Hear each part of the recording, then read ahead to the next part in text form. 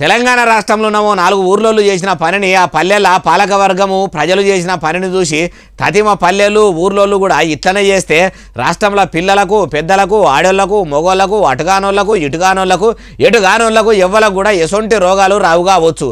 అట్టెట్లనే బాలన్న అంటే ఈ ముచ్చట ఇనుండ్రి ఎరకైతుంది. చూసినోళ్ళు కూడా మీ ఊరు గ్రూపులలో వేయండి, అందరికి ఎక్కడికొచ్చే ముచ్చటనే. గూడూరు గ్రామ సర్పంచ్ ఉప సర్పంచ్ ప్రజలు కలిసి ఇషారా చేసి మా పల్లెలకు ఐస్ క్రీమ్ ఆటోలు ఐస్ క్రీమ్ అమ్మే బండ్లు ఎవి కూడా రావద్దు, వచ్చి ఊళ్ళే ఐస్ క్రీమ్ గిట్లా అమ్మితే వాళ్లకు 5,000 రూపాయల దండగా వేస్తామని ఫ్లెక్సీలు కొట్టించి పల్లె లోపలికి వచ్చే ఎంట్రన్స్ల కాడ సడకుల మీద కట్టిరట. ఇట్లా ఒక్క గూడూరు గ్రామ పంచాయతీలనే కాదు, గంభీర్పూర్ ఊళ్ళే ధర్మారం ఊళ్ళే కూడా ఇట్లనే ఫ్లెక్సీలు కట్టి ఐస్ క్రీమ్ బండ్లే కాదు ఇంటింటికి తిరుగుకుంటా ఎసొంటి వ్యాపారం చేసినా కూడా మొదలు గ్రామ పంచాయతీ పర్మిషన్ తీసుకోవాలి, లేకుంటే వాళ్ళకు కూడా దండగా వేసుడే, చట్టపరంగా కూడా చర్యలు తీసుకుంటామని ఫ్లెక్సీలు కట్టేసరికి ఊర్ల పొంట తిరుగుకుంటా చిల్లర దందాలు చేసుకునే చిన్న బేరకాళ్ళు ఆ ఊర్లలో ఊడే బంధు పెట్టిరట.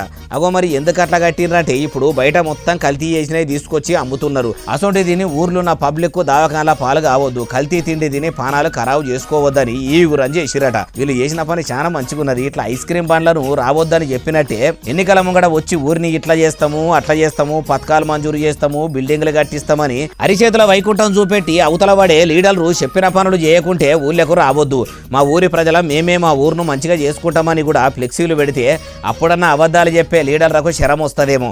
అట్లా రాష్ట్రంలో ఉన్న అన్ని గ్రామాలలో ఒకటే పారి బదులుకొని ఒకటే పారి ఫ్లెక్సీలు కడితే ఎట్లుంటది, అస్సలుంటది కదా అంటుర్రు ఈ ముచ్చటిన్నోళ్ళు.